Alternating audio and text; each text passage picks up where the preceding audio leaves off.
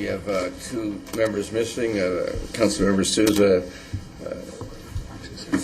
I don't know what we call that. He's recovering, and Councilmember Cavalier is in Colorado.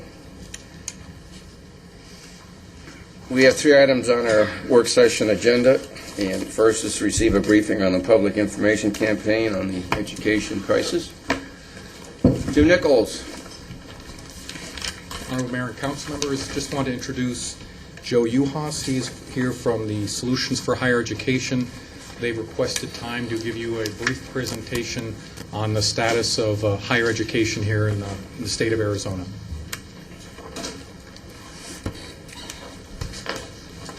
Thank you very much. Good evening, Mayor, members of Council. Once again, for the record, my name is Joe Uhas. I'm with Reister. We're a public affairs firm based in Phoenix, but I'm here tonight representing the Coalition for Solutions Through Higher Education. Mayor, you were one of the first folks to join our coalition way back in November.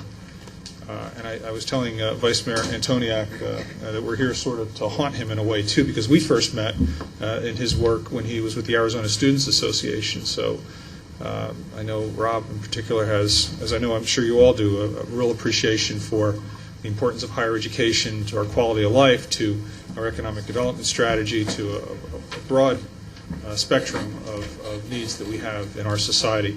I'm joined tonight by Regent Fred Duval, who just joined us in the room. So I'm going to start by asking for a short video to be played, and then Fred will come up and go through our brief PowerPoint presentation. Thank you. It was 13 short years ago. I said that was 13 short years ago. Thanks for the haunting of the past.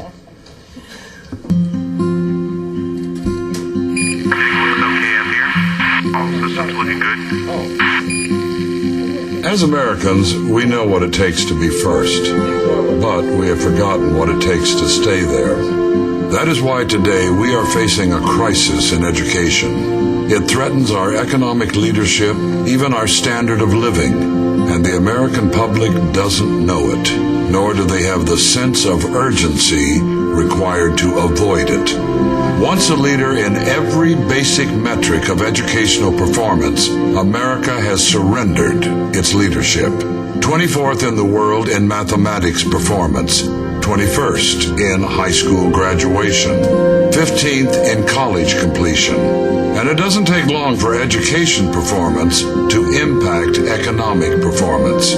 Median earnings, adjusted for inflation, have hardly improved in a generation. Only 8 of the top 25 information technology firms call America home. And yet we sit back and fold our arms while other countries make massive investments to improve education for every qualified student. And where is Arizona compared to the rest of the nation? We are 43rd in the percentage of high school graduates who go to college. Less than half of our public high school graduates qualify academically to enroll in our public universities, and 39th in younger population with a college degree. And what is our response?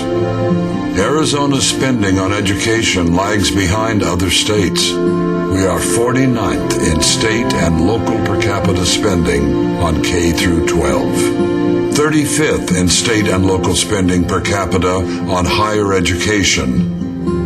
Have we had our run? Are our days of leadership over? That is up to us. Do we have the courage to respond? Do we remember what it takes to be first? Mr. Mayor, Council, thank you for letting us be with you today. Thank you. Really appreciate it. I hope that video got your attention. The purpose of this presentation today is to talk for a few minutes about higher education. And the Board of Regents has kicked off a public affairs campaign to talk about higher education in a different way than usual. And we are going for civic clubs and city councils and people all over the state. This is, I think, the 91st or 92nd presentation, and we're grateful. And coming to the west side of Maricopa County to talk about higher education is talking to the choir, because it is clear that Western part of Maricopa County is making significant moves towards bringing both public and private providers of higher education to this part of the community. But the point of today's presentation, which will take a few minutes just to walk through, I want to share with you some statistics and some analysis. We've got a crisis in the United States. It has to do with America's competitive edge. And I would submit to you, and I hope that you'll see that by the end of this presentation, that you will see why we are so alarmed, that there is a direct relationship between higher education and economic competitiveness, and that all the trend lines are headed in the wrong direction. And that's what today's presentation is about. We see this loss of our competitive edge in a lot of different ways. We see it in the increasing loss of jobs overseas. We see it in the trade deficit. We see it in the declining standards and graduation rates in our schools. But first, what does competitiveness mean? You'll see on this slide, competitiveness is our ability to create high-wage jobs and support a rising standard of living. It really has to do with competitiveness is the ability of an economy to allow all of us to prosper. But in the new knowledge-based world, what I would submit to you, Mayor and Council and guests, is that there are only three ways to compete in the modern economy. There are three. One is you compete on size. China's strategy, India's strategy. When your market is big enough, you can compete simply on size. We can't. We are the size that we are. Second, you can compete on cost. You can provide the lowest unit of production. Thailand, Southeast Asia, Vietnam, parts of South America, they will compete on cost. Our standard of living will not allow us to compete on cost. Third, you can compete on innovation. That is discovery, product, creating ideas, products, goods, which the rest of the world will buy. That is America's only means of competing in a knowledge-based economy. Meanwhile, some of our competitors can compete on all three. China is the biggest, China is the cheapest, and today China has over 200 universities under construction. China has more honors students than America has students. So our competition is able to compete across all three strategies. Our competition is only based upon innovation and an innovation-based economy.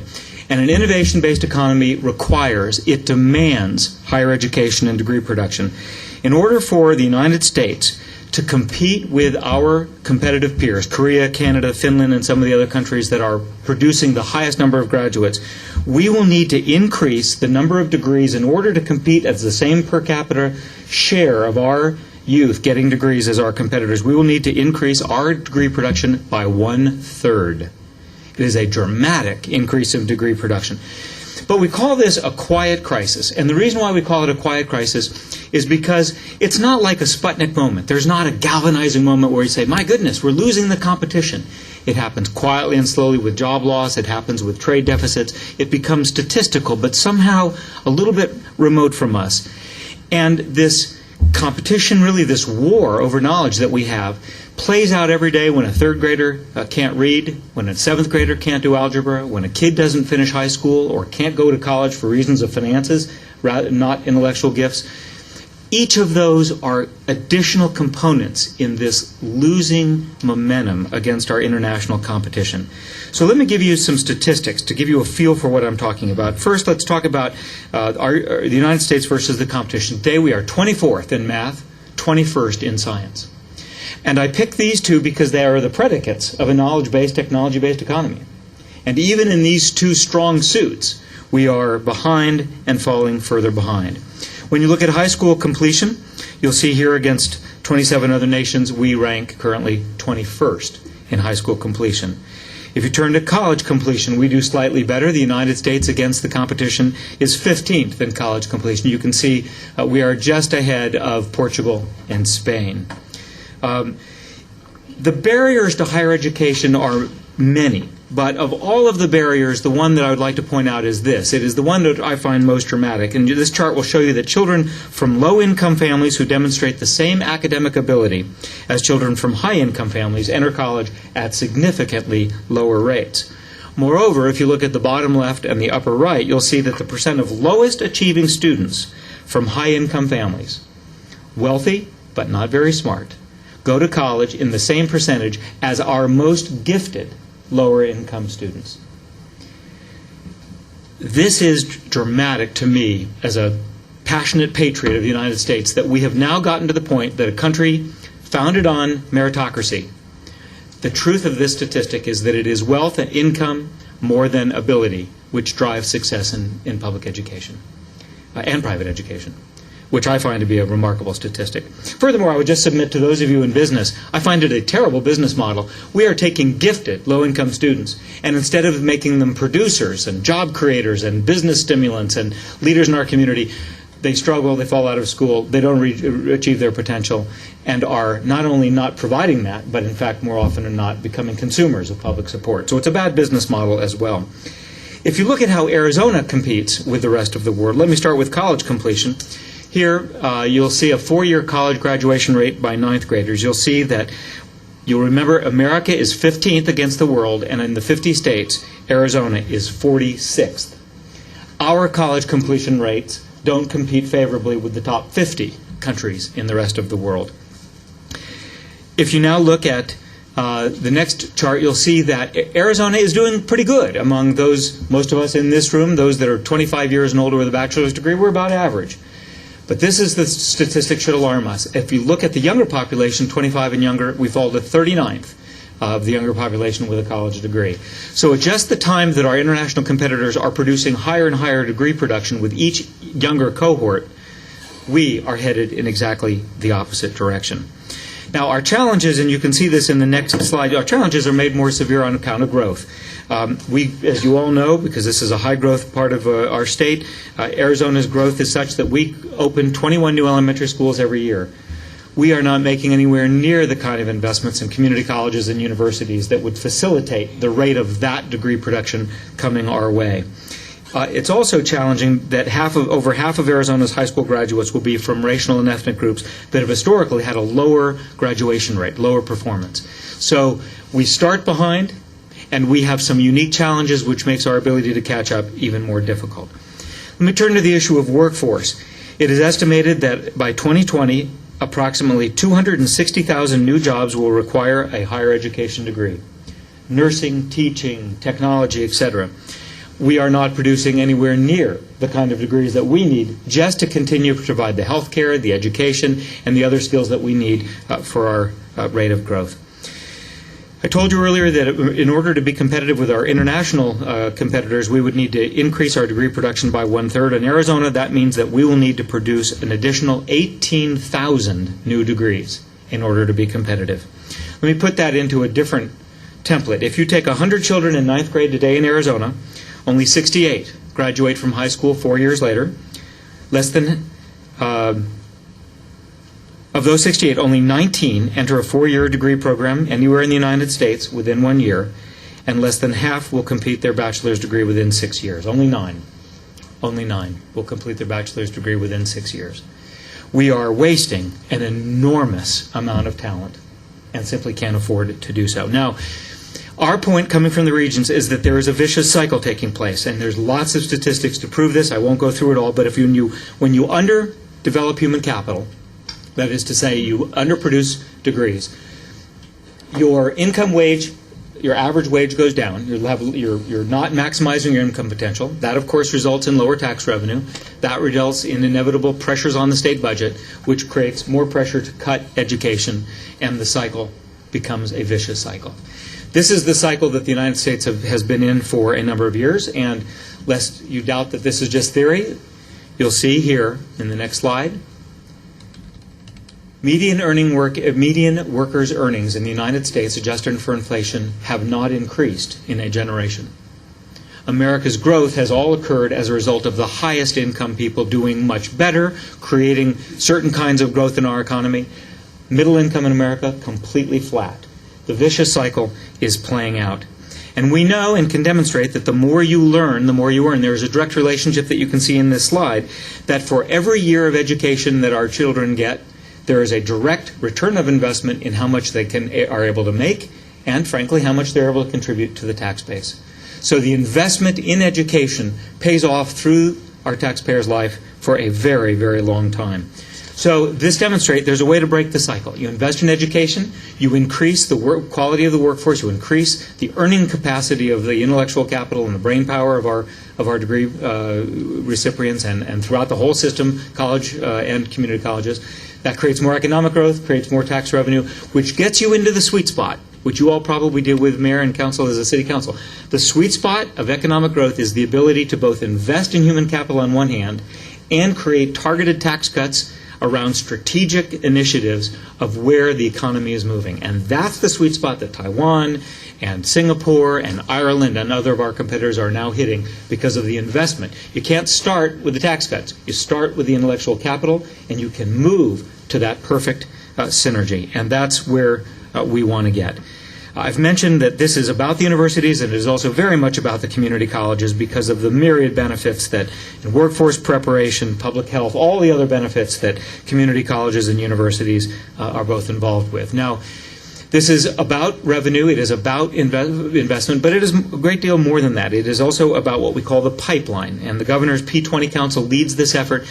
We need to dramatically make sure that there aren't leaks in the pipeline, that the graduation standards are the same as the admission standards, that that all the way that transferability between community colleges and other community colleges or between community colleges and the universities is completely seamless.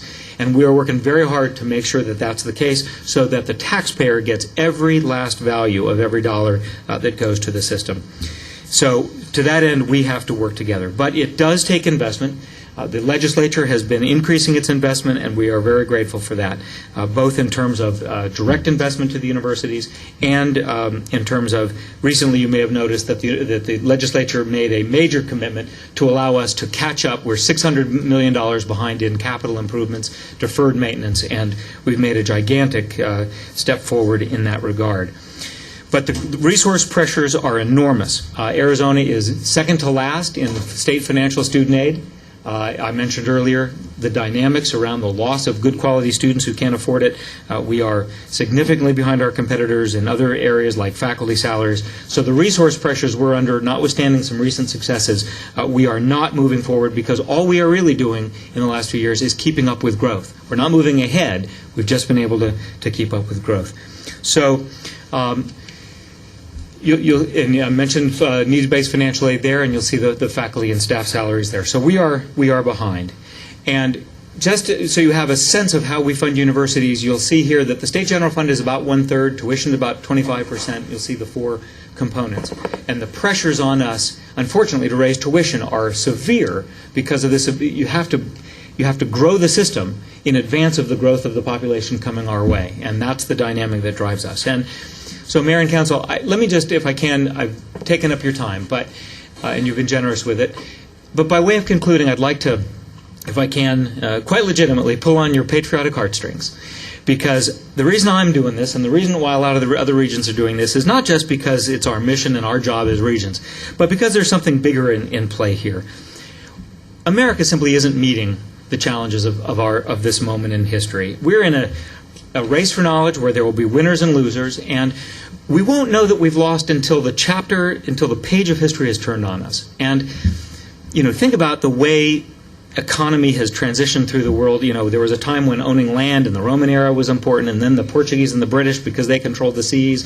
American controlled the manufacturing economy. We did very well in the communications economy of the 80s.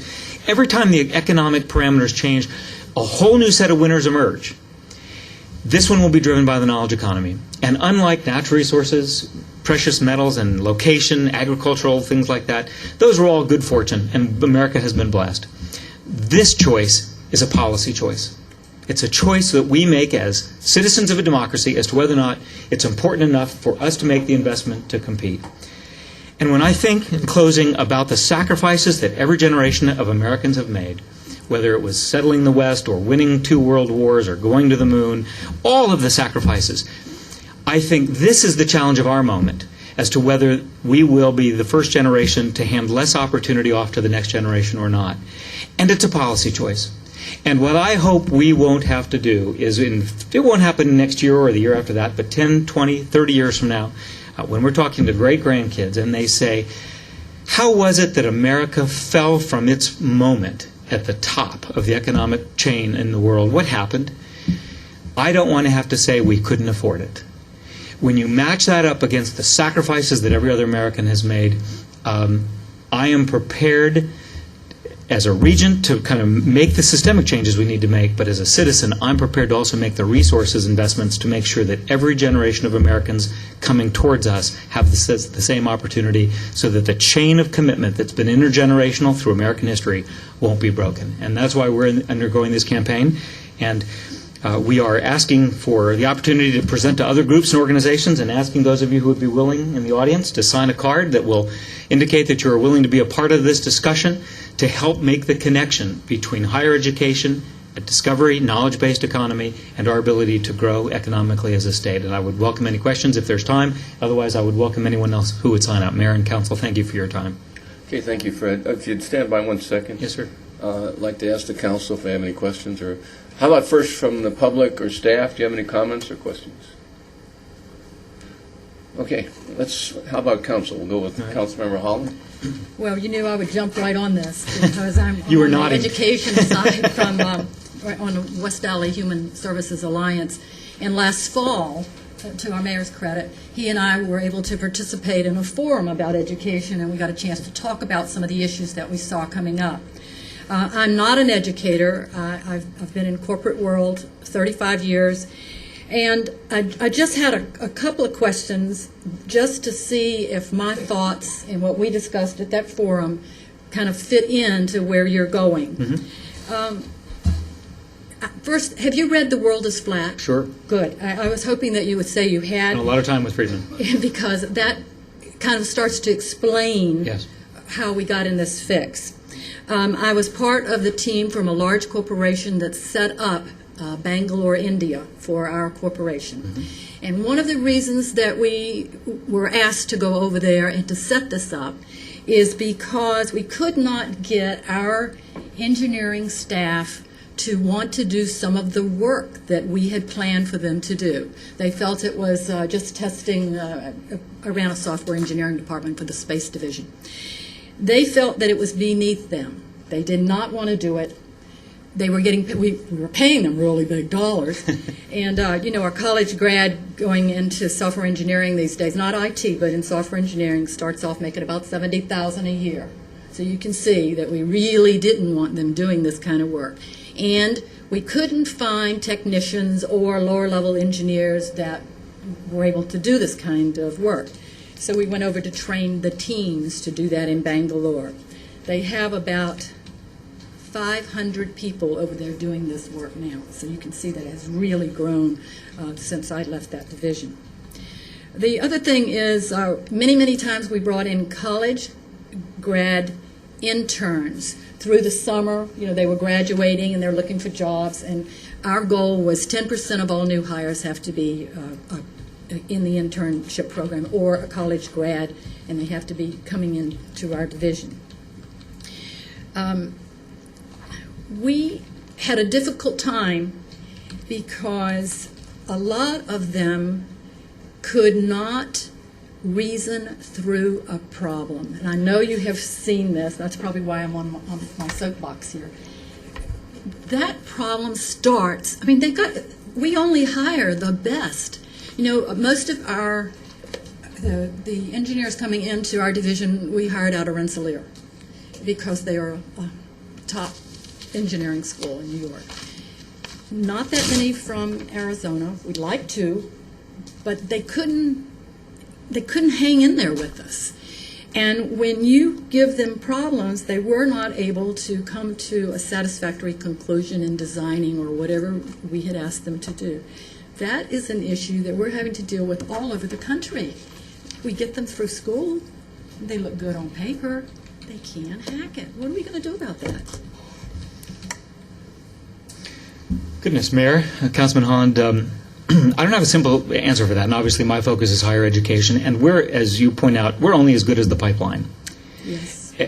Now, I would submit that there are lots of gifted kids who we're not getting for other reasons, and that's inexcusable, and that's what we're after. But there's also no question that we can't make the kind of necessary competitive gains that you're talking about unless the entire pipeline is better. So that rather than these pressures that we're now seeing on the Ames test, to dumb down the Ames test so as to meet an arbitrary standard of graduation, That's what I'm afraid is happening. Yes, there's no question. And we are relentlessly trying to balance quality with growth. But that becomes, of course, a resource issue. But the qualitative issue is, you're absolutely right. I was just, if I can, I was stunned to read a statistic the other day that 30% of Americans' tax returns are being now done by accountants in India. Yeah. Now, think about that. That's just not federal law. Those folks are mastering all 50 state laws as well. So, I mean, when we're exporting our tax returns, what's left? I remember, this is just a little thing, but I remember when I was over in India, we were there about a month getting this team all set up, and it was just kind of interesting to see some of the want ads that came through while we were there, and I cut them out and brought them back to my guys because you put them on the bulletin board. PhD, making $30,000 a year. Right. So our guys look at that and they go, what? Well, how are we going to compete? So it's a money thing. It was a learning thing, but it really sent a message back to us. Yeah, our standard of living is good, and we pay for that. That's exactly right. Thank you, Councilwoman. Thank you. Vice Mayor? Not too much. I'm intrigued. Look forward to more dialogue happening on this issue. On Friday, I was driving in the car at a time that I typically am not in the car or in between client meetings and that sort of thing. You need to go down and pull the Then and Now episode from NPR on Friday. You'd be intrigued by that. There was a dialogue going on, and I only caught about 10 to 15 minutes of it, and actually only catching 10 to 15 minutes of it was exactly the dialogue they were having, is that my generation is only capturing the headlines and capturing the first graph or first paragraph in a news article and making decisions based on that. So I think getting the pipeline solidified is part of the issue, but I think the other part of the issue is the quality and not necessarily the quantity. And I know I'm the most recent one up here. I get ribbed all the time for being the most recent college grad up here on the dais, but I'm the most recent product of your institutions that you're now managing or making policy for, and quite candidly was able to get through that, I think, with 3 or 4 steps into the library and 3 or 4 steps into research, and was able to do it. And I see my journalist friends nodding their heads because they were also a product of those institutions as well. And it is very easy to make a convincing argument without much defense to your professors or to your colleagues in your class based on the evidence or the bibliography that I can pull down off the net in a matter. And that was 12 years ago. I can't imagine what it's like currently. So I think it's more than just the quantity, and so hopefully, and I think you're getting that through in your message, but it's the quality of that education and the quality in which that occurs. And the argument that was going on that I found very intriguing, that quite honestly I'll look into, between then and now was literally, I think we had like in the 50s or late 40s, post-World War II, we had an 8th grade graduation, I can't even say it, see, that's part of the problem. 8th grade graduation rate of something like 40% in the nation. I mean, it was atrociously low for what I was thinking. So, 40% of my grandparents graduated from high school or 8th grade. Right. But there's something alarming like that. And they were making the argument that those folks were more educated about current events and world economies and national economies and so on and so forth than the college graduate or even the master's degree graduate that's sitting there getting their news on this thing, which I'm guilty of as well. So somehow we've got to force back that. We've got to push that dialogue in higher education, especially. You've got to push that dialogue back down, get removed. And I saw a huge trend. I mean, I was one of those students that sat in front of you every year in April, I think, at tuition making time, and argued that you needed to keep it in the lower one-third of the United States, which you're still obligated to do. That's right. It's just I see a trend of, we were going so much at satellite campuses. I think at NAU at the time, Dr. Lovett had expanded the campuses to 23, 24, 25 different campuses across the state.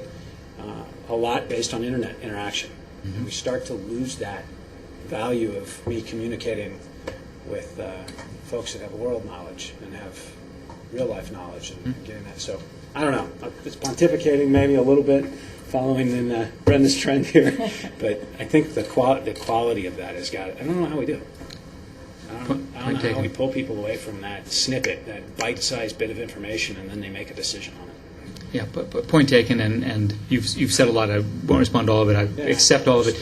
The rural education piece is really challenging, and that's really where Clara was trying to go with the distance learning is, how do you save rural Arizona? Well, and I worked for Western Governors University for a short period as well, and they were challenged at that too. Right. That's a unique challenge because you can't afford bricks and mortar in a lot of these communities, and yet they can't afford to travel and leave their families to go to one of the main campuses. And yeah, put your finger on it. So, thank you.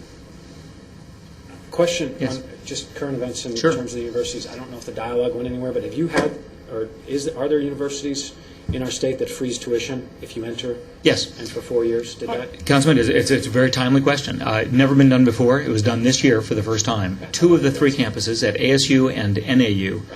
It's an option. Yeah. Did you buy it? No, I have a child. She's got a freshman, Okay. so I was. yeah. Did you pick that? Okay. Yeah, Of course. you can opt for a frozen tuition. In the case of NAU, it is a 4-year capped frozen tuition. In the case of ASU, it is capped, but each year we will tinker with the incoming freshman amount, and then it can only grow 5% each year after that. So NAU's though is capped, and then at 4 All the years way, you're it's going to raise it again. No, in the case of NAU, today what the 4 years will cost. In the case of ASU, if you had a second kid, that freshman rate might go up. Oh yeah. And then, Yeah. and only because ASU's rate of growth is so enormous that we've got to find a way to. That's more bricks and mortar. Right, but that seemed to me a logical conversation we were having over a decade ago. Yes. Yes. Now, because I'm, obliged to make this point, I voted in favor, and the board is enthusiastic. It comes at a risk. Sure. If the legislature makes major cuts in the universities, and we are capped at tuition, there's no place to go for resources, and what we will begin doing is shutting campuses. So, as you know, because you live in the world of policy choices. Maybe you could send some of the legislators through the institutions, and anyway. Sorry. Councilmember Osborne. I have 4 children, all under the age of 19, and so I was raised in a family that it wasn't, are you going to college? It's where are you going to college? And my same philosophy goes to my own children in that sense. And I understand where you're calling it the quiet crisis because, quite frankly, I don't know how many people in the general public know these statistics, know these alarming, not just for our own state, but across the nation. And I really don't know that message is out there. The other thought is that if I look at my own children, the day-to-day plug that teens are getting from the internet, from television, from just, they're not getting it from colleges. They're getting it more from the Army and the Air Force and the Marines than they are from colleges. And I'm not blaming that, but I'm just saying I can see where they may not be getting the message at home. Maybe that some philosophy isn't, are you going to go to college or where are you going to college? But maybe some of that thought process, some of these dollars need to be just going straight to those kids of saying that, hey, it's cool to go to school. Absolutely. the old thing, But if be all you can be wasn't already taken, I think the universities could take it. Well, I think the more you learn, the more you earn is good. Yes. Yes. That does appeal to kids. But I just see that. I don't see a huge message going to the children themselves. And so, I completely stand behind our educational system and raising those funds and raising what the awareness needs to happen. Well, thank you. And to your point, I think, this quiet crisis is hard to penetrate because when people are struggling and their wages aren't moving, there's a temptation, and some of this is absolutely fair. The shareholders are taking too much. The CEOs are taking too much. It's the overseas competition. The Chinese aren't playing fair. True, all the way across the board.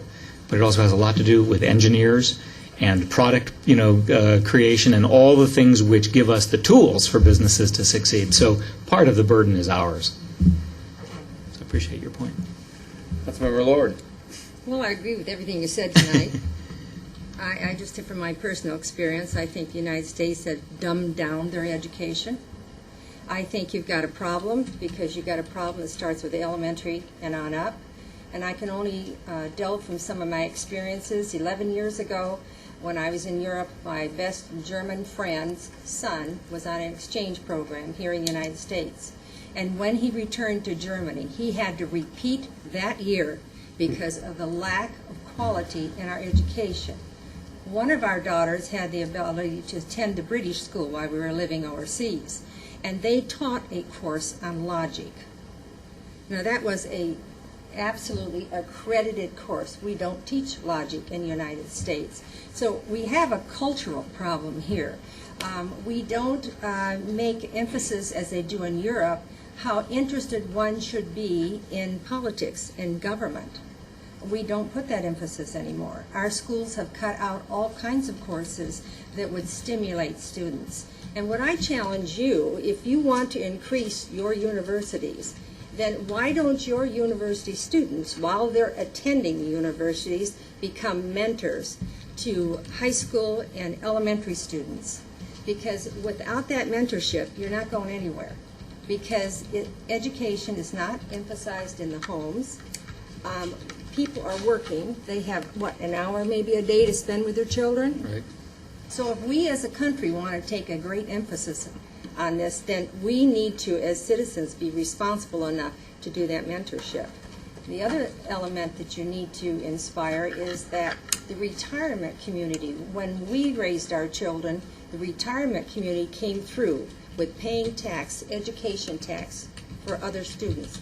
Well, somebody paid my kids' education. Now it's time for my generation to help pay. And these are the emphasis that I think you need to focus on to get people out there interested, because we have a couple initiatives coming up on this November election which are very important to the educators. Thank you. I appreciate those comments very much. I would hope that where we could get this notion of aspiration is such a critical part of this. I think what's happening is a lot of our kids are simply making a decision, I can't ever go, it's not available to me, and so they don't aspire to go. And in the absence of a parent or a mentor or a teacher, and to that point, in addition to students, I'm sort of pushing the faculty, they're paid by the taxpayers, that they should each adopt an elementary school and go to that elementary school and say, every kid here can find a place in our university system. Well, if you have Lift somebody who sides. could raise this program to the forefront, you not only have your university, you have your cities and your city governments, you have retirement communities that are filled full of people who have doctorate degrees and master's degrees, who have been out in the working world, who have nothing else to do, that might take up that time. But it takes somebody to organize this and to be meaningful, that you're really going to make this program work. Right. Well, I'm glad you met Joe Uhas earlier, because their firm is tasked with the organization of this, and I hope he's taking notes, and we'll take advantage of your very helpful suggestion. Appreciate it. Mayor? Yeah, Fred, just a couple comments. I assume and I've had the briefing before, I don't know, was it last fall or sometime, and I did say that I'd help. So now that I'm no longer MAG chair, I can help, because I'll have more time. Solution is primarily, the receiver of the presentation receives the solution as we need money, we need funds, and that's true. But, you know, I think values in this nation have dramatically declined in the last 50 years, I think. Expectations. Family life is different. It's not as wholesome as it once was. So you're bringing these children into a world which is not as, has reduced expectations of how they'll proceed. So I think somehow or other, this, which is very important what you're doing, has to cut across all these lines. And it has to say that, yes, if we want to improve education in this country, we have to attack basic family living and make it better. And I don't know how to do that, but I think we have to get across to people that it's more than just money. Couldn't agree more, Mayor. And with you and Joe, I doubt if anybody knows as much about the state government as the two of you. Our taxes here are relatively in the middle in the United States, somewhere in there. Where's our money going if it's not going to ASU and U of A, et cetera? Where's it going? I heard a great line the other day, which, Mayor, it's colorful, but it's true. 80% of our state budget goes to either educate medicate or incarcerate. Yeah. And there's a relationship across all three. And that incarcerate is directly tied to the values decline. That's right. Well, So, maybe they should do incarceration like they do overseas. If it isn't a really horrendous crime, the criminal is allowed out of the prison to work during the day and then comes back to the prison at night and spends the night there. And they're monitored. And so they are giving to society, and money is going back into society, and ultimately will educate that person. So I don't know. I agree with you. I think that we really have a big problem, and you have to get the families talking how important it is, and it has to start from that. Because we sitting up here are not going to have that. You can pontificate all you want and say, well, I'm a council person and I think this and you ought to do that. That's not going to hit to the heart of the family. And that's what we need to get to. one last thing I think is, and you have a diamond in the rough, and it's called Goodyear, Arizona. We have 2 private colleges that we recruited, and they're already starting. We have a third that's promised to start within a year, and we have 3 more now that may be coming on board. Right. We're going to be definitely the center for private higher education in the state of Arizona. You need to include us in your presentation, because Yes. we're all about what you want. Yes, there's no question about it. And UIW and Franklin Pierce have these major plans to go out and raise funds. UIW is expected to raise $55 million. They're going to raise that from here. So, I mean, we're in line with you, Fred, and there's a lot that we can do. We're just doing it in the area that has not been covered yet much in the state of Arizona. It's called private. The Cambridge of the state of Arizona, Mayor, is how I've heard it referred to. Oh, I like that. Yeah. But Mayor, I appreciate your point. And to that, there was a time that this was all kind of proprietary and competitive. All of my wildest wishes about budget can't possibly increase our degree production by a third. It will never happen. It requires community colleges, it requires privates, and it requires the public system to all be successful and grow in order to get anywhere near that kind of number. So I applaud what you are doing, and in terms of the way we do this presentation and the way we organize our system, I will certainly take you up on that and reach out to the privates in a more vigorous way to make sure that they're part of the dialogue. And I don't want to continue this, but we just won All-America City. Yes. And we won Most Livable City. And you know why we won? Because of recruiting colleges to Goodyear. So those people throughout this country who make those decisions, they think that's important. And that's why we won. Plain and simple. Yes. Well, congratulations, and thank you both for your service and for your time today. I appreciate it very much. Well, thank you. Thank you. Mayor, I got your keyboard, so I'm not leaving. And you've screwed the rest of the day. Fred was going back and forth. Fred has the sign-up cards, Yeah. so I hope you would all complete them. I know Tim's going to have us come before Southwest Leadership. I think I got a Rotary Club over here that's calling on us. So we would welcome the opportunity to come before community organizations, HOAs, any 2 people that are willing to listen to this message as we grow this coalition and seek other public policy opportunities in the future to address the challenges that Fred outlined. What about So, thank you. private sector support? Absolutely. Where is it coming from? I mean, right now, are you all supported from the private sector currently, or? The coalition itself? Yeah. The coalition is privately funded. Okay. We have terrific leadership. Bill Post is one of our co-chairs here in the Valley, but we have 5 co-chairs from across, 5 additional co-chairs from across the state that are providing leadership to the coalition. We're before chambers of commerce on a routine basis, so the private sector really does understand the message that we're delivering. We're just across the way in Litchfield Park on Friday with the Arizona Education Association. We've got other presentations coming up in the next couple of months right here in the area. But again, we're taking them across the state as well. And so, Mayor, to the extent you can open doors before your colleagues and other councils across the state too, we welcome those opportunities too. We're reaching the public sector, the private sector, the nonprofits, because we all have a stake in this crisis. Thank you. Thank you. Excuse me, could we get a copy of some of the statistics that you were mentioning? Is there something? Sure. Appreciate it. You can go to our website as Yeah. well. Okay.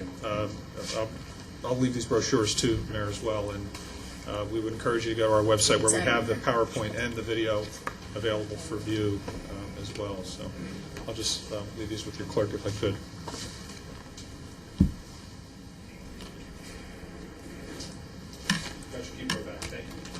Thanks for coming.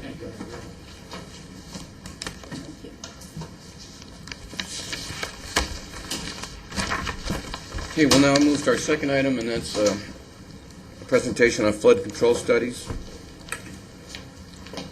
Thank you, Mayor, members of the council. Flood Control District of Maricopa County and the City of Goodyear have had quite a lengthy and successful partnership on many projects involving drainage. There's still a number of projects currently underway, some that you're pretty familiar with, some that you may not be as familiar with. Tonight, Greg Jones, he's a regional area planning manager for the entire western region of Maricopa County's here to give you an update on the projects that we're currently working together on. Some of them Goodyear isn't directly involved, but most of them are in the Goodyear area, or if not in Goodyear, so they do affect the city. And we have a PowerPoint presentation that I'd like to bring up.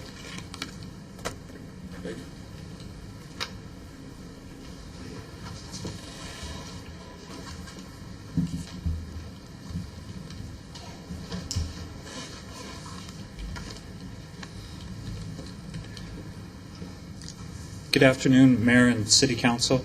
The district is really pleased to do this presentation. And actually, it's pretty timely after that previous presentation because we're going to go past that first paragraph and actually try to go into a little bit more depth of flood control projects that actually affect the city of Goodyear. So with that, let's see if we can try to do this relatively quickly.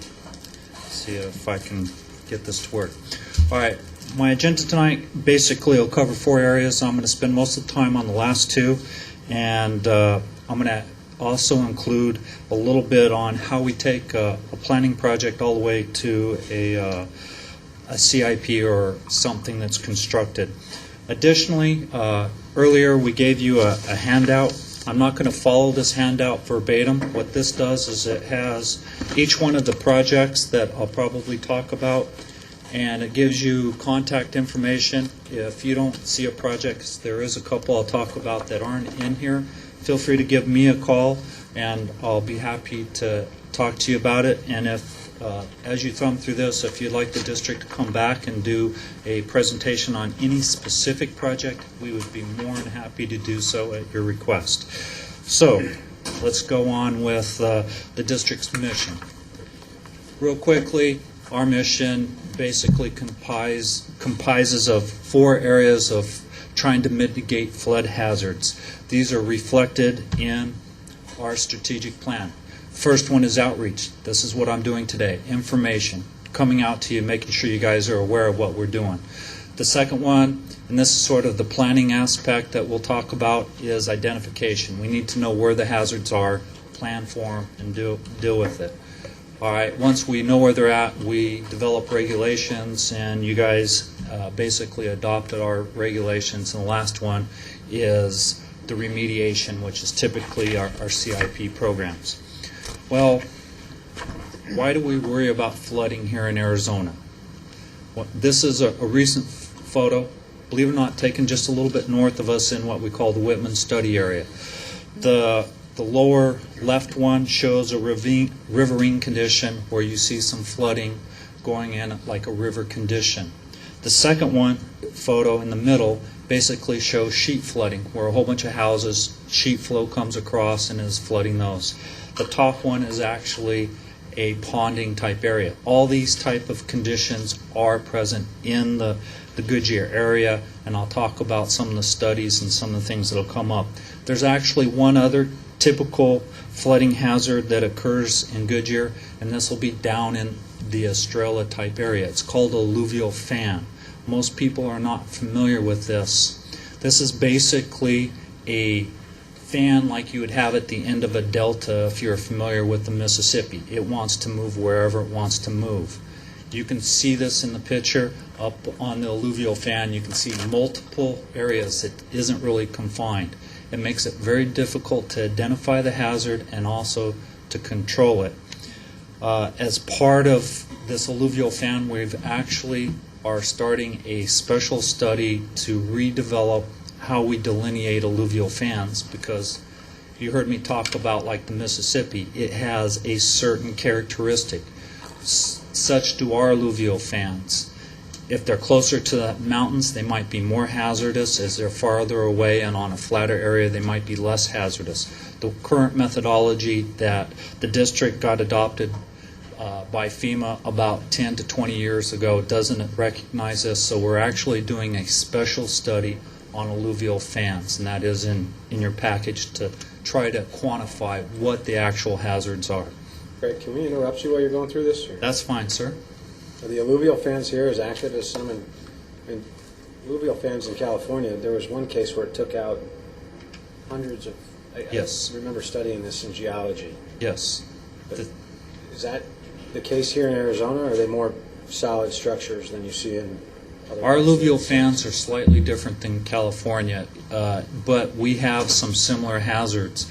About 2 years ago, I believe it was in Scottsdale, they had actually alluvial fan mud flows in North Scottsdale where there were some significant damage to those homes up there. We can have a similar type hazard as California, but the ones that you're talking about were on a lot steeper slopes, so they're a lot more hazardous than what we have here. So that's part of what we're trying to define, get the engineering into this. Again, I'm trying to go into a little bit more background. Any other questions on that? All right, real quickly, I mentioned that I would talk about briefly how we get a project from the planning process to a CIP. First, we identify the areas, typically which are going to be developed. We go out quickly and map it. Quickly to us takes a couple years and millions of dollars. Next, we actually do the study. This is where we put on what we call the HEC models, and we model it to identify where the flood flows or the flooding would occur. Next, we come up with the area drainage master plan, which is what we're doing with Rainbow Valley. We'll talk about that. We also will talk about white tanks and a couple others, where we come up with solutions to mitigate those flooding hazards. Once they've been identified, typically we'll allow those projects to sit on the shelf until the community says it's time for us to build it. Then we look at cost share, and that's usually submitted to our CIP, and we'll cost share those with you guys. And if it's deemed a worthy project through the prioritization process, which I'm sure anything that you guys submitted to us would be, well, okay, we hope. Anyhow, we develop an IGA and actually come to construction. Not all the CIP projects have to come from our master plan.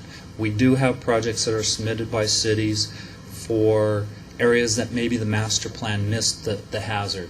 When we're dealing with 300 or 400 square miles, it's hard to identify every hazard in that area, just so that you guys are aware of that. All right, real quickly, these are the areas that we've done planning studies. You can see in the blue, we're concentrating most of our new starts here in the Western Valley. The next photo and series of photos, I'm going to highlight where Goodyear is within these, and you'll see these boundary outlines shown on them. And I'm going to specifically talk about, I believe it's 5 of them. All right, the first one is the El Rio Watercourse Master Plan. You guys are all familiar with that. I probably don't need to go into much detail on that watercourse master plan. The next one is the white tanks. This is a master plan that was completed about 4 or 5 years ago, and we're working to implement it. This is going to be the area where I'm going to talk about the most projects that affects the city of Goodyear, and you'll start seeing that when I bring up that photo. The Buckeye ADMP is more, just so that you guys are aware of this affects more of Buckeye, but there is a project that's part of this that's on the border of Goodyear that you guys need to be aware of, and it's called the White Tanks FRS 4 and Outfall, just so you guys are aware of it. and we'll talk about it later. The last one that we're talking about as far as master plans is the Rainbow Valley. We just started this one. This is the area where we have identified at least 22 alluvial fans down in the Australis. This affects all of your future planning area. You can see that this study area completely encompasses basically your future planning area south of the Gila River, and you can see your planning area there in that light purple/blue type color. So, and we're working closely with your staff on this one. All right, the last one that I wanted to talk about is the McMicken Dam/White Tanks ADMP. This study area is way north of the White Tanks. The reason why this study is important to you is if the McMicken Dam was to be breached, and it's about 50 years old. We've been looking at it. It could basically go back into its historic flow path, which eventually would hit Bullard Wash. So you need to make sure that flood control moves forward with the remediation of that dam. We've actually stopped the McMicken Dam, and I'll talk about it a little bit more. It's an earthen dam, is it not? Yes, sir. And it has identified subsidence with it and a few other minor deficiencies where we need to do some rehabilitation. The cost with that structure alone is estimated between $90 and $100 million. So we're trying to get the Corps back involved to help cost share that. If you're familiar with our funding, that basically takes 2 or 3 years of our capital budget just in one project. So this is something of high importance to us all, not just because flows would go back into Bullard Wash, it would affect Luke Air Force Base. There's billions of dollars worth of infrastructure downstream of this facility. So, remember I was trying to tell you, be aware of some of the projects outside of the city. All right, this graphic here basically shows the facilities that actually affect you guys. And majority of this right now is in the White Tank study area or adjacent to it. Eventually this will move down to Rainbow Valley as we identify the flooding hazards and solutions and mitigations down there. But right now these are the projects that affect you. I am happy to at least tell you we're at about 80 to 90% of implementation of most of these projects or in the process. So these projects are in the process. So it could affect road delays and some other stuff. First one up on your screen, you heard me talk about the McMicken Dam rehab. We've stopped the project at alternative selection because we wanted to bring the Corps back involved to see if we can get them as a cost share partner. And at $90 to $100 million, this is a federal type issue, of course, when you bring Luke Air Force Base in. Next one you see down there is another flood retarding structure. It's basically a red structure with a blue line above it, way out on the western side of the study area or on the eastern side of the White Tanks. The flows actually in this area come from the White Tanks over toward the Agua Fria, and basically what they do is they hit I-10 and almost come due south. The White Tanks FRS, we're in the process of rehabbing it. It's about a $24 million project and alleviates flooding that would occur down the Perryville alignment, which affects the city of Goodyear. So this is another project that we need to make sure that we take care of. The North Inlet Channel. This is the blue line north of there. This eliminates breakouts, and it actually diverts flow back into the White Tanks 3 that was originally designed there. Going on down, White Tanks 4, that project there, depending on what we do with the outfall, is right at the edge of the city of Goodyear, the western edge between Goodyear and Buckeye, and those actually help eliminate flows coming down the Perryville/Jackrabbit alignment and ultimately take it to the Gila River. Reams Road Channel, this project is actually being constructed. This is just west of the Loop 303. One of the reasons this was put in was actually to help protect Luke Air Force Base, and actually provides an outfall for the city of Surprise. If anybody's driven Reams, I don't know, a couple years back, you'd know that it floods regularly.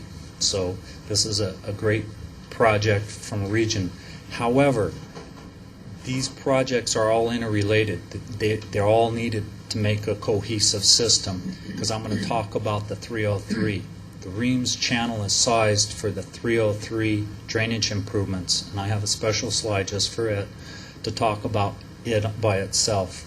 Northern drainage improvements, this is a project along with Goodyear/McDOT, where we're looking at putting in a 100-year system north of that roadway. If you're not familiar with that roadway, it's something that maybe you guys should ask McDOT or Glendale to come back and do you a presentation, because it's supposed to be basically a controlled access from the 303 all the way to the 101. So it's going to be a very high capacity roadway up north of your city, and it will affect your transportation plan. As you go on down, we of course have Bullard Wash Phase 2. We actually have funding in our budget. We are informed that you guys have put some money into your CIP, and we're trying to match when you guys would like to move that forward. So when the city's ready to move forward with that project, so would we. Just a reference, just so that you're aware of this, Litchfield Park requested some extensions to their drainage system north of the ADOT basins, and as part of our agreement on the ADOT basins, we said that we would notify you when possible modifications to those basins could occur. We're not adding any more water that wouldn't got there. We're just making sure that you're aware that Litchfield's actually doing something with us. I believe that project's on hold pending Litchfield having funding. Like most of us, our funds have got cut short a little bit. Similarly, we've proposed a project with Luke with Luke Air Force Base. This would eliminate all the floodplain that currently encompasses Luke. Luke's command, the actual command center, is in a floodplain. So this project is to eliminate that flooding hazard. So there's still a potential that Luke can flood again. If you're not aware of that, Luke flooded in 2 or 3 feet of water back in 92 and 93. So we've done a couple projects to help protect Luke. And the last one, of course, is El Rio. The project that I want to specifically really highlight is the Luke 303 drainage improvements. This project is a joint project where we're trying to work with ADOT. We're going to try to work with the City of Surprise, also the City of Goodyear and Glendale, because it cuts through all those different jurisdictions. The issue that with the drainage outfall here is the roadway is being constructed theoretically from I-10 up to all the way over to 17. The problem is the drainage needs to be built all the way from basically Bell Road all the way to the Gila River. ADOT does not have funding for their road from I-10 to the river until about 10 or 20 years from now. So the way flood control is trying to help implement this is trying to work with ADOT and the City of Goodyear to build the piece of the channel from I-10 down to the Gila River when the construction of the roadway from I-10 north. Matter of fact, right now the agreements that are going through between ADOT and flood control is we would take the lead for the construction of the channel or the drainage from I-10 approximately, Van Buren, all the way down to the Gila River. This actually is out of sync, of course, with the 303 south of there and how they're doing alignments. If this outfall isn't in place, this actually could impact the schedule and the construction of the freeway from I-10 north because they need this outfall. I'm not sure if FHA would allow them to construct a facility without a dedicated outfall. So as city councils, you guys need to be aware of that small issue there. All right. Real quick, Greg, Yes, sir. while you're on that. The basins that are south of I-10, I think this is the first time I've seen them. Those Based basins, on this that. was the original master plan. This is verbatim.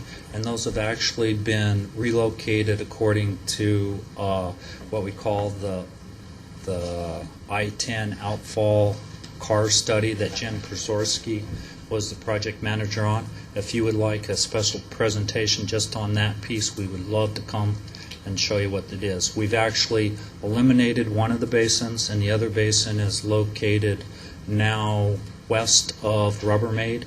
As a matter of fact, we've made an offer, and I believe we've gotten acceptance on that piece of property. So you all are moving on that already. It's not like a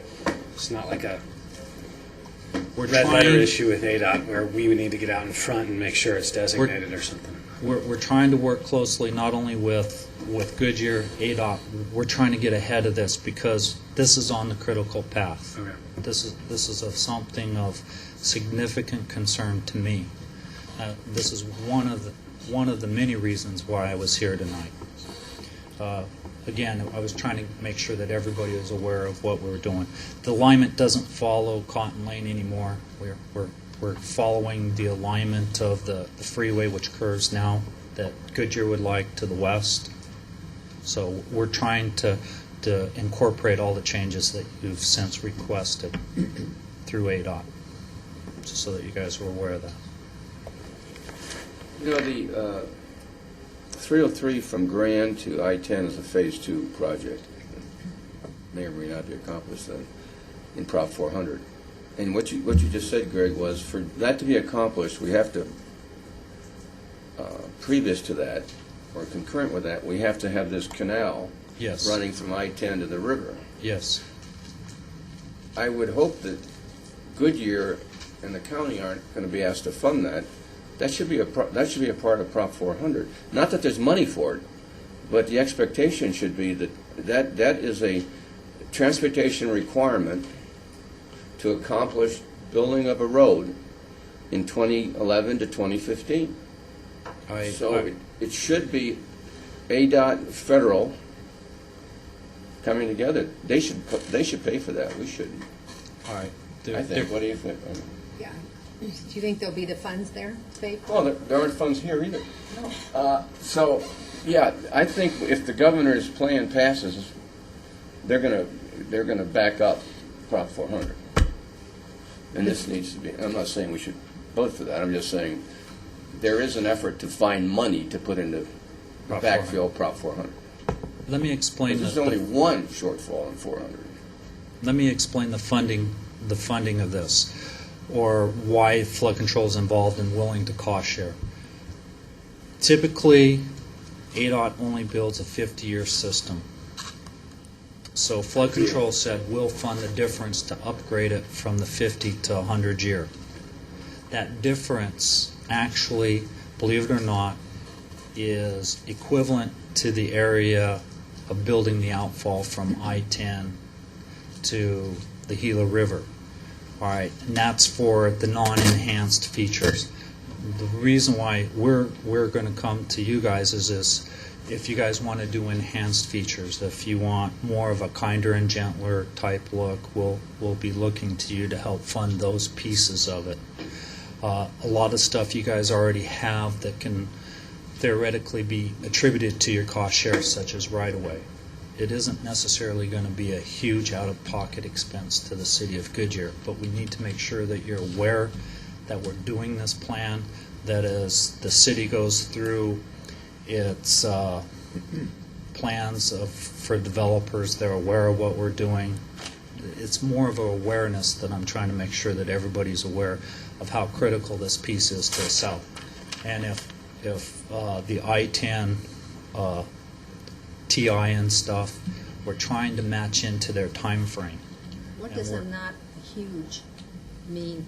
To me, anything less than probably 10 million. Thank you for defining that. We have a different definition. Yeah. That's why I asked the What question. type of What type of channel size are we talking about? Right now, we're constrained it, we try to constrain it within the right-of-way. I came in front of the city of Goodyear, believe it or not, about 10 years ago?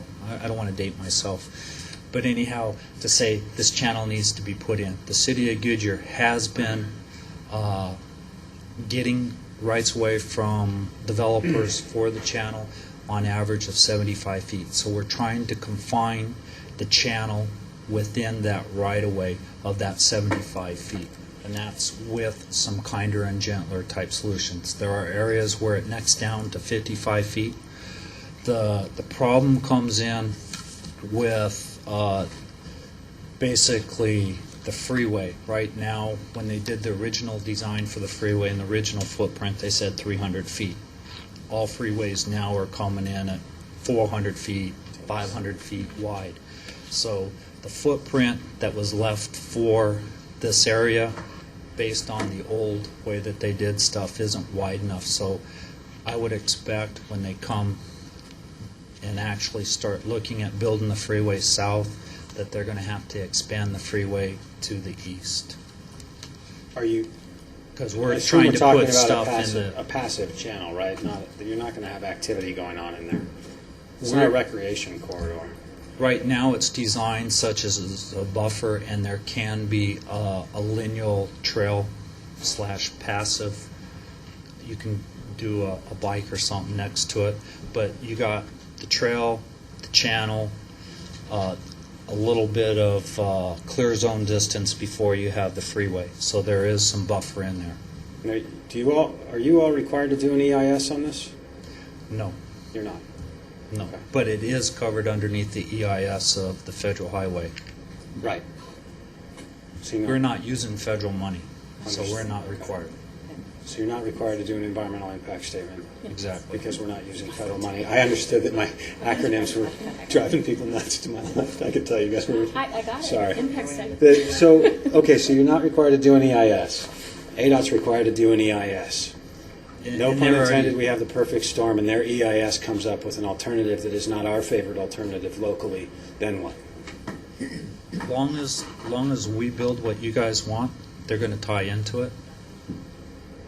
Okay, so your alignment of your channel is not contingent upon the alignment of the freeway?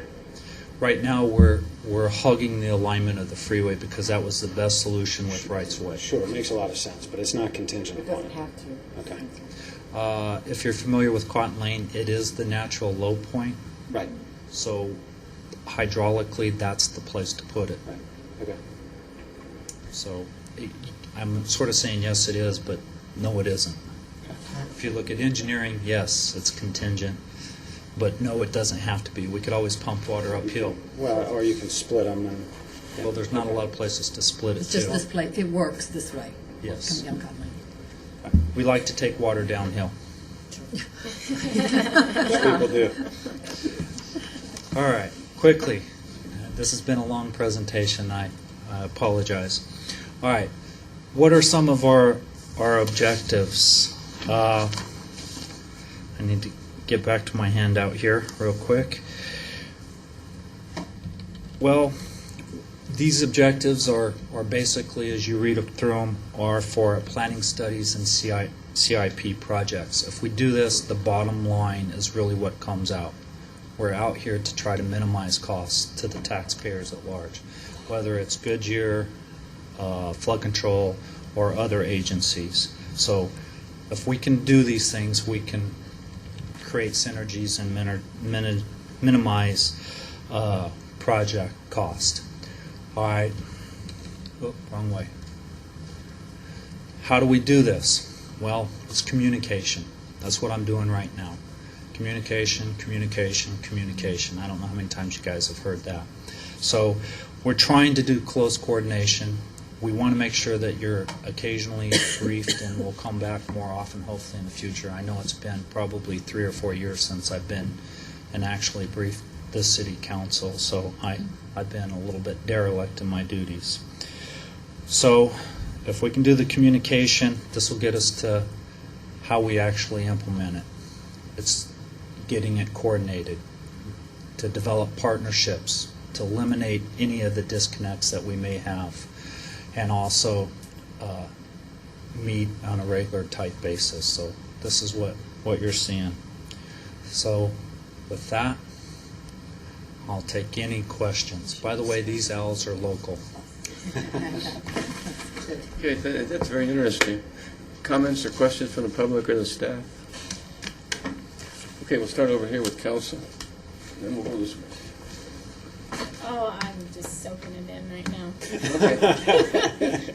That silent crisis again, you know. Staff just needs to keep in mind that 10 million figure, huh? I'm not sure of the actual figure. We haven't got to that Doesn't it point. mean in and around about? It could be 1 million. I'm not sure. It was out of, you asked me for order of magnitude. I don't know. Well, I guess I just request that it doesn't be taken off the radar. Councilmember Holland? Oh, no questions. Vice Mayor? I have a question that maybe isn't related to what you showed us, but I assume you've got jurisdiction over the floodway in terms of the Gila and the Salt and all of the rivers. You guys pay attention to that. Has there been any discussion lately about the effect of what the fire might have in terms of summer monsoons? And we've got 6,000-7,000 acres of salt cedar that's now all ash upstream, and what that means to us downstream? We had a similar fire that happened upstream of like Roosevelt, and what it does is it does increase runoff.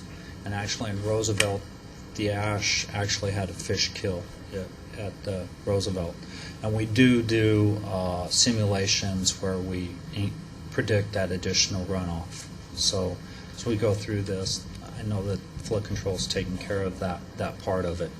And that would be Steve Waters if you're looking for a specific No, I was just, I presentation. mean, it was a current event, and it just dawned on me while you were giving the presentation. I had thought about it last week in terms of, I mean, there's a lot less resistance upstream. It will change the dynamics of the river. As far as flood control, managing the floodplain, we manage the floodplain in multiple jurisdictions. However, the city of Goodyear manages their own floodplain here. So David Ramirez, I believe, is your floodplain manager. Is that correct, David? And he will make sure that you guys are adhering to the floodplain regs. In other cities like Surprise and a few others in the county, we actually do their floodplain management and would take care of that for them. Okay. And then for our staff, you know, a thought that I'm having while we're listening to this, and Mayor and Council, I don't know if you'd agree, but I know we're talking, or we had a request out for proposals or qualifications on another federal lobbyist. And hopefully this is a dialogue that we have with our federal lobbyists, because clearly we've got some issues up north in terms of the dam, you know, that we can be lending assistance collectively and regionally towards that effort in terms of communications with our folks that have jurisdiction over the Army Corps' budget and priorities and you know, a variety of different projects that are coming, just the same we did on I-10, and just the same as we've done on Luke Air Force Base and others. It sounds like that's a project of significance, albeit 20 miles, 25 miles out of our jurisdiction, that we need to pay very close attention to. I fully support that comment. And we are selecting a lobbyist. Yeah. But does the congressman from that district, is his staff up on this, and is he already seeking money? I'm not Franks. I'm not sure if we've contacted the congressman on that. Historically, the flood control district has been a little bit selective through the board of directors / supervisors about asking for special projects for consideration through the Congress. I'm not sure what we're doing on this project because we just recently made this decision to stop the project because it was the cost. I mean, this has been in the last 2 months. So you guys are really only the second body, to my knowledge, to actually hear these type comments. But I mean, you're talking an event of significance if we have a 100-year flood, potentially, if there's any sort of, I know I've read articles about this, about the dam and some of The dam would be safe in a 100-year event. We're Okay. talking the extreme events. Okay. Typically what happened let me talk a little bit more about the dam. It was built back when this was all farm field, and it was built when they called it a low hazard. Low hazard goes in accordance with if it was to fail, what happened downstream. Low hazard. All right, now it's a high hazard dam. So the regulations that you have to build to are a lot higher.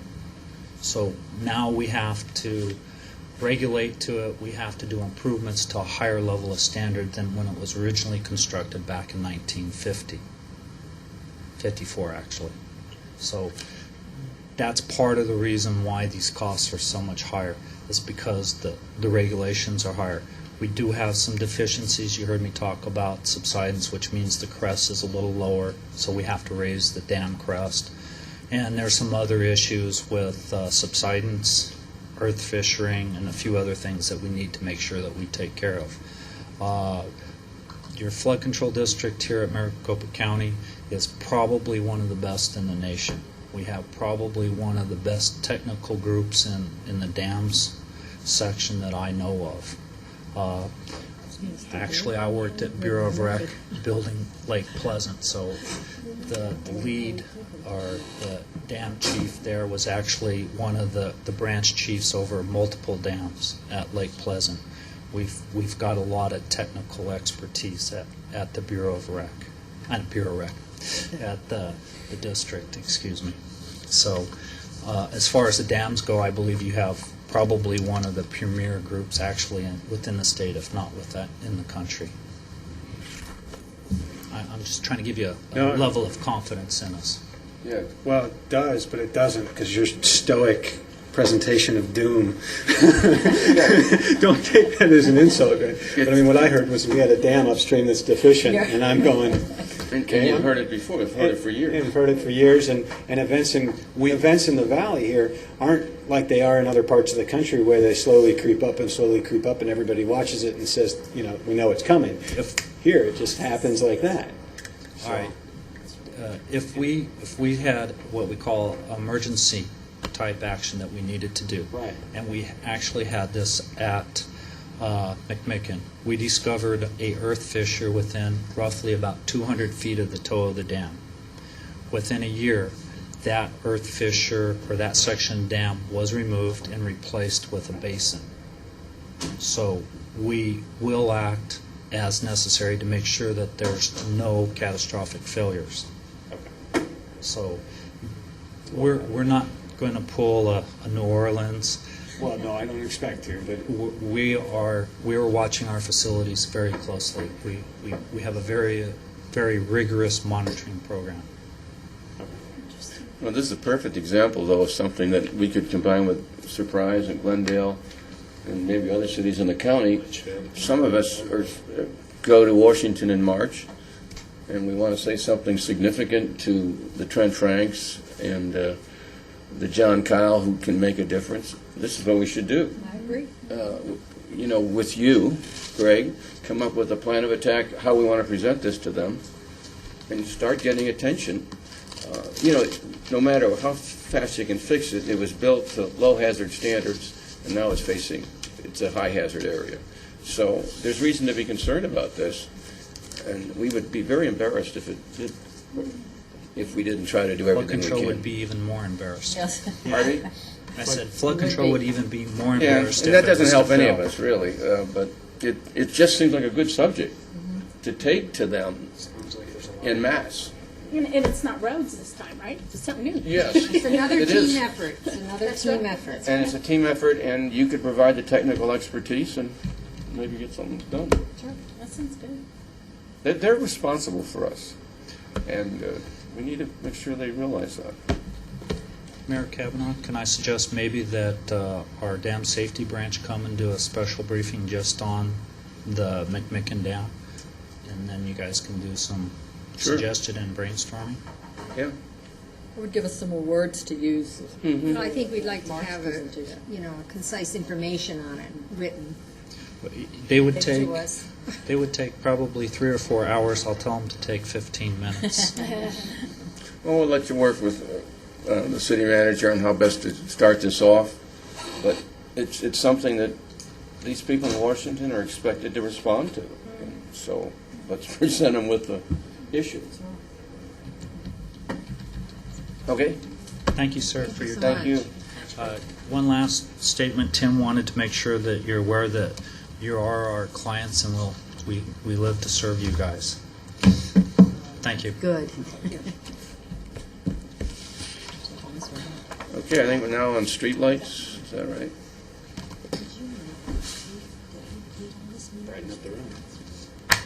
Good evening, Mayor, members of council. For the record, I'm Ron Sibright. I'm the street superintendent for the Public Works Department. As part of the recommendations by the city's matrix study, Public Works was initiated a process to evaluate whether the city's existing lighting system could be purchased and maintained, or if we should continue to lease these streetlights from Arizona Public Service. The Public Works Department hired D&H Lighting Solutions to prepare a study documenting the cost-to-benefit analysis for the city's ownership and maintenance of the streetlight system. This effort included meetings with APS representatives, other cities, street lighting maintenance companies. At this time, I'd like to introduce Don Happ with D&H Lighting Solutions, who will present his findings of the cost-benefit analysis. Thank you.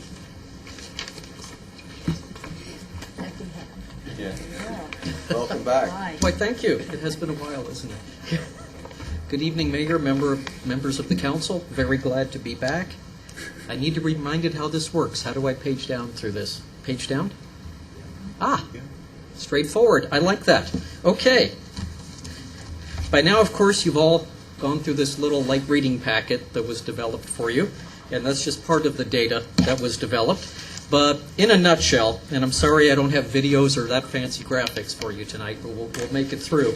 In a nutshell, this process was initiated. Actually, it was a two-pronged study that was undertaken. First of all, to determine should the city even take over the street lighting system from APS, and if you do, how you should perform the ownership and maintenance from that point forward. So a two-pronged.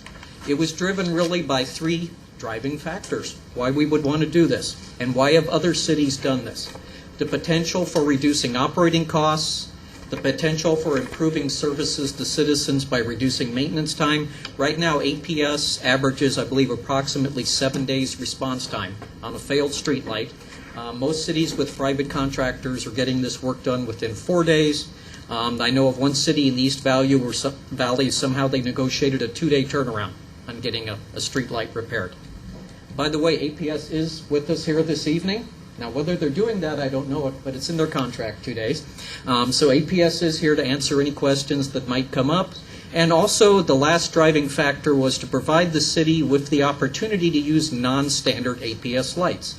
We have at least one subdivision that's before community development right now wanting to use some non-standard lights. It's that funky-looking light you see hanging on 145th Avenue right now.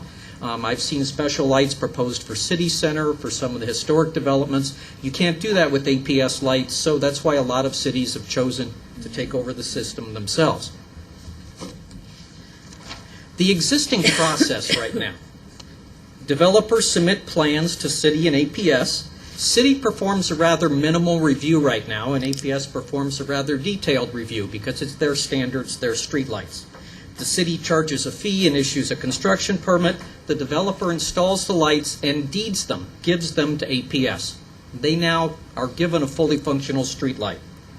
The city then performs a minimal inspection. APS performs detailed inspections. APS energizes the light, and then from there on, APS owns and maintains all of the street light system. What we're proposing here is things would swap around a little bit. The developer would still submit lights to the city or submit plans to install street lights. At this point, the city would perform detailed reviews and APS would perform a reduced review. The city would charge fees for this, of course. The developer would then install the lights and deed them to the city. So the city would then take possession. The city would then perform a very detailed field inspection, APS a reduced one, and again they get energized, and now the city takes over ownership and maintenance. So the proposed here changes really are going to be detailed plan reviews, charging fees commensurate with these detailed reviews and inspections, and then the city owning and having to take responsibility. There are really 4 ways that this can happen, or 4 options that we addressed in the study. Number 1, keep going the way you are right now. Number 2, city takes over the streetlight system and hires APS to maintain it. They do the maintenance on a lot of the municipal streetlight systems in the valley. Option number 3, the city can take over the system and hire a private vendor to maintain it. Or option number 4, the city can take over the system and maintain it with their own staff.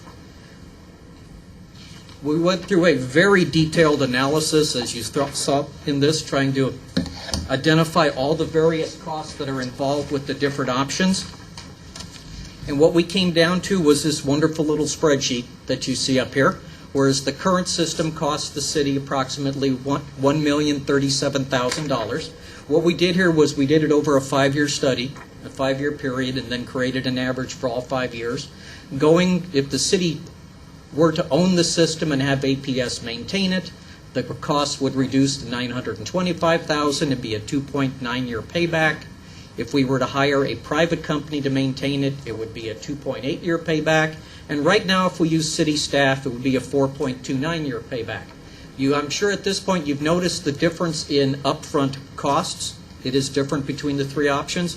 What's happening is APS has quoted us an approximately $50,000 difference in price if they get picked up to do the first cycle of maintenance as opposed to if we pick up somebody else to do it. Say that again? Okay. You will notice that the one-time costs for option 2 is different from that of 3 and 4. Oh, gotcha. Okay, I'm following you. APS has simply quoted, if you don't use us for the maintenance, we want a higher price up front to purchase the system.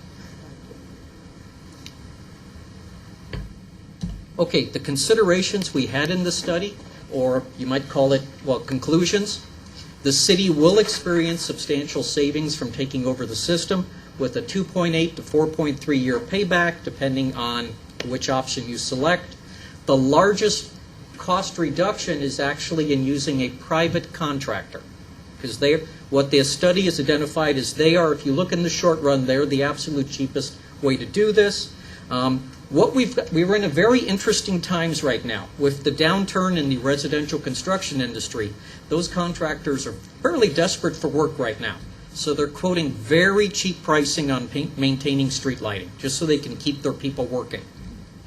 But they're only willing to quote it in 1 to 2 year periods. What we've noticed is, or what we're anticipating, is that the pricing will go up dramatically from the private contractor in the next few years as the industry upturns again and they can actually go back to doing what they want to do. The city benefits a great deal from APS sponsorships of community events. I'm sorry, yes. Lost my track there for a second. APS has a fairly quick repair time. What they have quoted as part of this contract is they would be willing to reduce their repair time to 5 days if we pick them up on a maintenance contract, down from the 7 or actually 10 I think we're seeing in some places. APS is also studying an automatic monitoring system right now. They have several hundred of these in the field right now.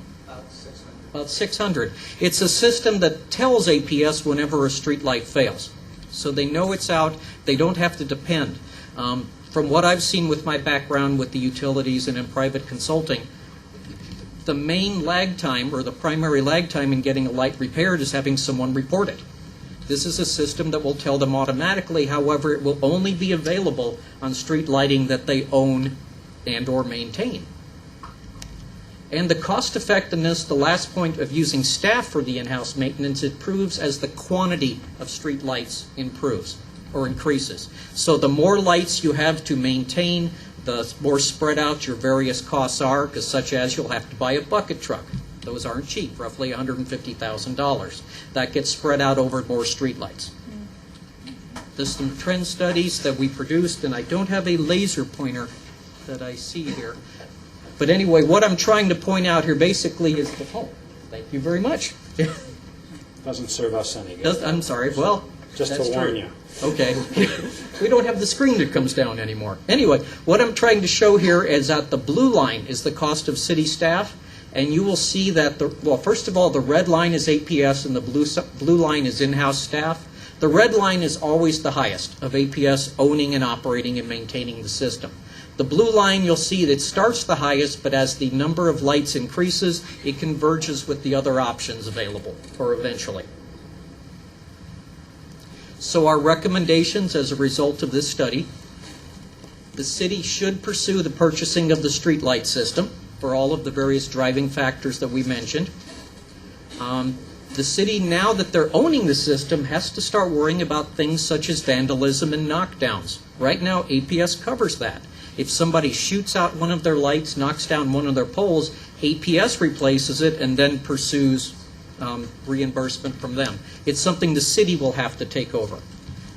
Item number 3, or recommendation number 3, we believe the option with the least risk and the highest community benefit, even though it's not the quickest payback, is to purchase the system and hire APS for at least the first 3-year period. So basically taking the transition in baby steps. First, we'll take over the system, we'll have APS maintain it, then reevaluate it in 3 years, which is basically the last recommendation. We'll see how APS does under the contract and decide 3 years down the road who we would like to use from then on, or every 3 years. And believe it or not, that's all I have. Could I answer any questions? Yeah, we'll go around, but first, the automated monitoring system, is that also available when we own an APS monitors? For a fee, yes. Okay, staff or public comments or questions? Okay, why don't we start over here? Any questions or comments? I thought that was very good, Don. I read your material, and I kind of agree with the direction you're going in, and I like the idea of the automated monitoring system because we do have problems getting people to report. You always think that someone else has reported it. Yes, And so exactly. you don't bother to do that. In our particular neighborhood, we don't have a whole lot of vandalism of streetlights, but I'm sure in some of the areas that they do. We have had some issues with people shooting them out by accident. They would either they were either too bright and they just wanted them a little dimmer. But not like I think. Staying away some of from the that other- house. What Yeah, address is that? Really, it's in front of my house. Okay. A dimmer would be so much cheaper. Or sometimes they say, well, they're aiming at the pigeons, or sometimes you hear slingshots have done that before too. So I know that that's a real issue, and sometimes those lights are very important in some of our darker parts of the city. It becomes extremely important. So I like that monitoring system, and it seems like this is the best alternative. So. Thank you. Vice Mayor Antoniak. Automated system, monitoring system, I just heard for a fee. Yes. Kind of curious, Yes. does that impact our financial data that you've given us? That is not included in the data right now. Okay. Yes, we've been yet to, it's still in the prototype or in the testing phase, so APS has not been able to quote us a price. Okay, so I'd be curious, Unless you're willing to quote us a price right now. There are several different options of leasing the system, purchasing the system, having us purchase, and you lease from us. There's 4 or 5 different options. okay. So I assume when it comes to decision-making time for us, that we'll have some more of that data in front of us? Yes. Correct? Okay. It just says they're, Coming down quickly in that motion. it says they're field testing it. Yeah. And it'll give us a chance to also see if it's any good. The other thing I had a question about was when APS, I suppose rates have an impact on everything, and your light division is probably a division that gets charged a certain rate and gets billed back just like a profitable area in any company. But is there more or less risk associated with one of these in terms of rates? I mean, if we see pressure, and we're seeing extreme pressure on rates right now, what's that going to do to our leaseback option or ownership and having them maintain versus APS ownership and maintain? Do you know what I'm saying? I mean, Yes, are we yes, going to I see do. APS absorb a little bit more of that rate shock, or are we going to absorb more of that rate shock when it comes time and we own the system? Vice Mayor, the calculations in the study assume a 5% increase in APS costs every year, applied evenly to both. You probably noticed in there, if APS owns the light, we're on one rate. If the city owns it, Right. we're on a different rate. The study assumes the 5% will be attributed to both rates. However, that's pretty much up to APS. It's regulated, I bet. Rates are not right across the board. When you get a rate increase, it can be. Rates are not, the rating, the quoted rate increase you might see in the newspaper is a blended, it's a combined rates. Lighting can be higher or lower depending on the rate filing. But the energy portion of the rate itself, we have several different lighting tariffs. The energy portion is the same. So if both E58 and E59, the energy portion will both escalate at the same rate. The E58 where APS owns the system, that rate includes maintenance. So that's the difference you see in those rates. Got it. There's a maintenance fee blended into that tariff. Okay. The E59 is flat energy. It's just a strictly an energy tariff. So I think what I'm interpreting here is that the energy portions would go up the same regardless of which rate we're on. Okay. And currently, APS owns all the lights in the city of Goodyear, including within private development.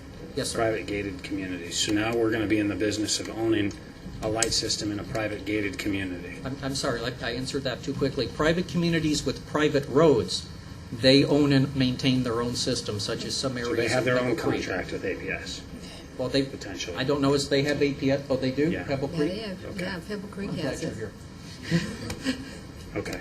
Well, I mean, I'm curious because we're talking about taking this from a APS. I don't want to get into the same dialogue I got into in the first 2 years I was here, which was water rates. You know, and so we're talking about. I mean, it's not much. I don't think it's that big of a deal, but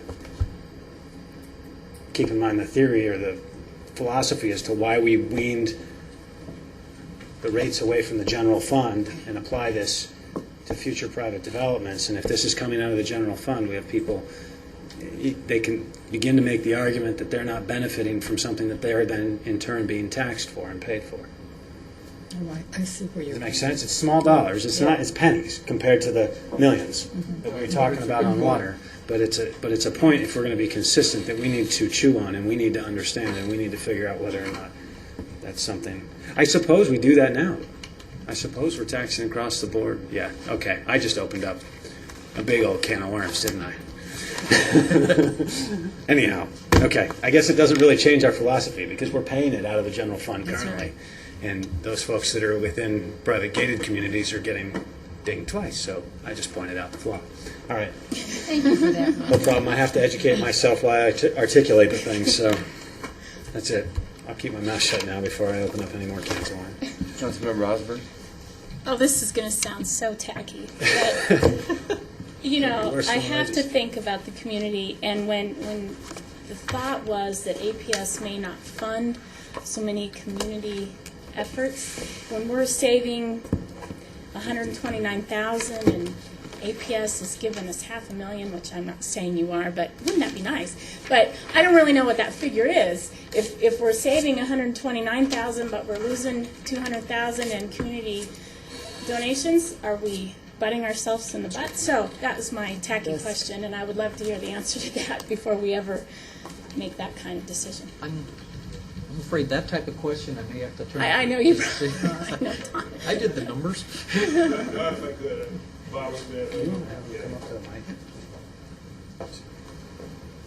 Good evening. My name is Bob Smith. I'm Director of Transmission and Distribution Maintenance at APS, and I have the Outdoor Lighting Department as one of the departments.